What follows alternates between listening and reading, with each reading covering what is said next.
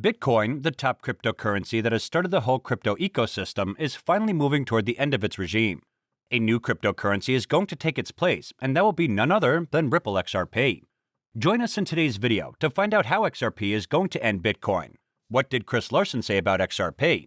And is Ripple really trying to kill Bitcoin? But before we get to it, welcome back everyone to Crypto Millionaires, a channel where you get your daily dose of XRP. If you like the content, do give it a thumbs up, and don't forget to subscribe to the channel and click the bell icon so you can know every time we upload a new video. Now, let's get to it. Bitcoin is the top cryptocurrency in the market with the highest value. It has been on the top for a very long time. However, now as the world is moving toward sustainability and stability, the coin is facing threats of being replaced. Ripple XRP is the most likely one to replace the king of the crypto market. According to the analysts, at this point, it's clear that Bitcoin isn't the way money will be in the future. That isn't to say that Bitcoin isn't valuable. The coin has been beneficial to early investors and has played an important role in the growth of the crypto ecosystem as a whole. Many businesses around the world accept it as a viable payment option. However, the debate over whether it is the future of money is largely over. In general, cryptocurrency is being used to power more and more transactions. However, when it comes to the most popular cryptocurrencies, Bitcoin doesn't even make the top 3. In general, it appears that cryptocurrencies backed by institutional payment networks are used more in the real world than Bitcoin. Recently, the internet was turned over when Chris Larsen, the co-founder of Ripple, shared his thoughts on social media, to which the Bitcoin community reacted angrily and skeptically to a planned ad campaign by Ripple co-founder and executive chairman Chris Larsen and Greenpeace USA, which would advocate a code change to reduce the cryptocurrency's energy consumption. Chris Larsen shared a series of tweets saying, "Last year, I published an op-ed calling for Bitcoin to consider a move away from POW to a low-energy validation method. Today, I'd like to share an update on how my thinking has evolved on this front." Sharing further, Larsen said, "While I still believe moving to a low-energy consensus mechanism is the most climate-friendly long-term solution, I recognize it's no easy feat. Today, the US hosts approximately 40% of the hash rate. Climate-conscious miners like Griffin Mining, Argo Blockchain, and Riot Blockchain strive to use 100% renewables and be responsible actors, shutting off power when grids are overloaded, etc. I applaud their efforts. On the other hand, plenty of miners are repurposing old coal and gas plants and not being responsible stewards of the amount of power they're increasingly using, jacking up energy bills for residents, sucking power from the grid regardless of overloads. This is unacceptable."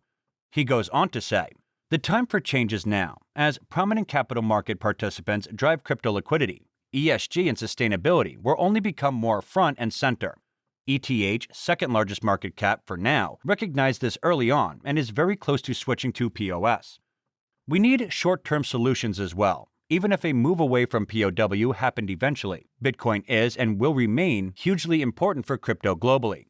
Bitcoiners, I know many of you may not believe this, but I'm not trying to work against you here. Today's crypto industry is blessed with incredible talent, unlimited capital, and is on a mission to make the world better.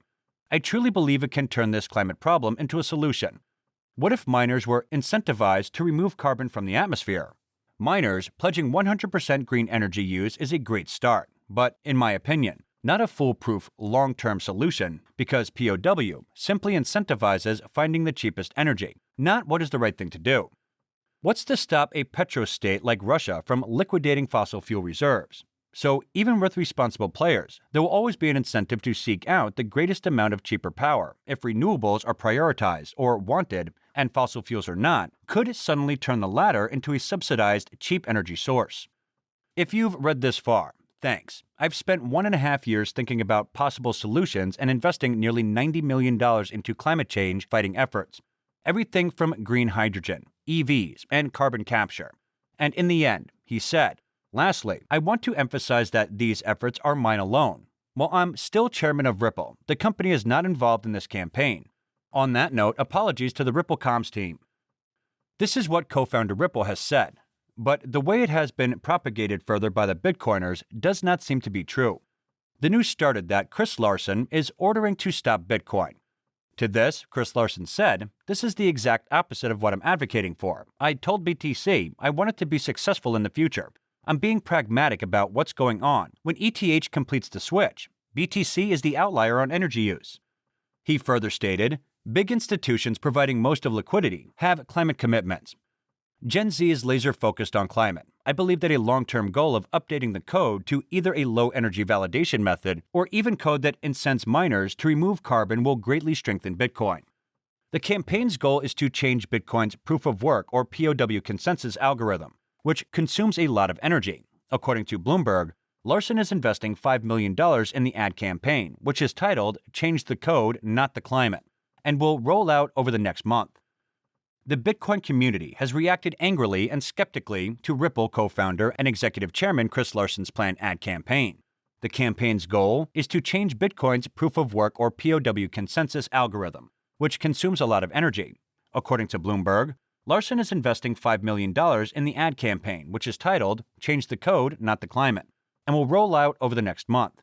According to a press release from the organization, the campaign will run ads in major publications such as the New York Times, Politico, the Wall Street Journal, MarketWatch, and on Facebook, with some of the ads aimed at some of Bitcoin's most well-known supporters, including Tesla CEO Elon Musk, Block SQ CEO Jack Dorsey, and Fidelity CEO Abby Johnson. According to CoinDesk, the chances of such a measure being implemented from the top down with widespread consensus are dubious, however. The organization claims in its press release that about 50 key miners, exchanges, and core developers have the power to make a software change, but an attempt 5 years ago to make a major change to the software failed, despite the backing of some of the largest startups in the industry because of user backlash. Chris Larson did not specify what currency will be used, but the XRP army knows it for a long time. Ripple and XRP are not ordinary. Despite the lawsuit that the San Francisco-based payment company is leading, it has partnered with around 400 banks and financial institutions around the world. This makes many major banks and financial institutions work with Ripple, and when the time will come, these banks and financial institutions will come together under the umbrella of Ripple, and it will lead to a new stable financial system.